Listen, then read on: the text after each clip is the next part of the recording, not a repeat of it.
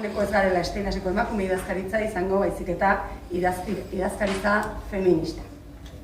Herri horrekin ere erronka berri bat jartzen dugu mahai gainean, pedagogia feministaren erronka, alegia.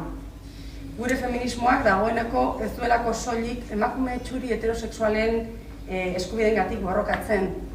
Aitzitik, zabala eta anitza da, eta patriarkatuaren arauetatik at dauden gorputzentzako borroka eremu ere bilakatu nahi.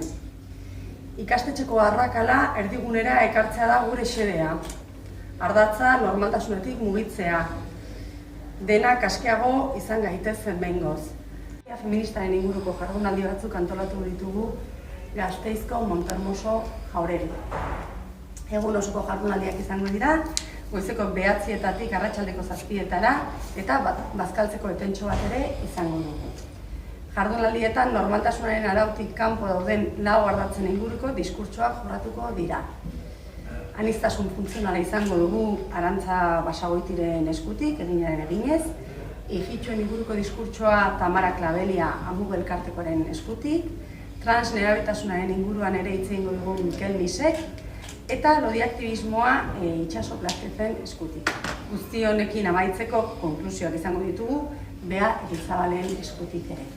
Urte honetan, eskoletan aurrera eman dien hezkidetza proiektuak aitortu nahi ditugu eta balio jarri bai. Izan ere, badakigu eskola askotan feminismoa ekintza txikien bitartez, baina konpromiso handioarekin lantzen joan direla, proiektu handi eta eraginkorrak bilakatzeraino.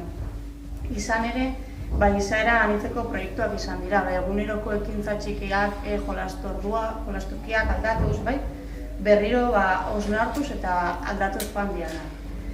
Denek izugarrizko garrantzia daukate borroka feministan, jakin dakigu hezkuntza oso garrantzitsua dela gizartea eraldatzeko.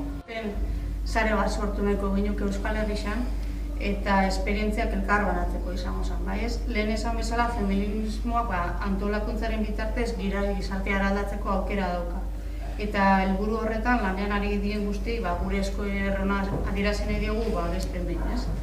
Horretaz gain, martxoaren 8-an hiriburu, herri eta auzoetan egingo diren ekintzetara gonbidatu nahi dugu gizarte guztia, eta badakigu lan asko daukagula martxoaren 8-tik aurrera ere, eta lan horretan jarraitzera gonbidatu nahi dugu.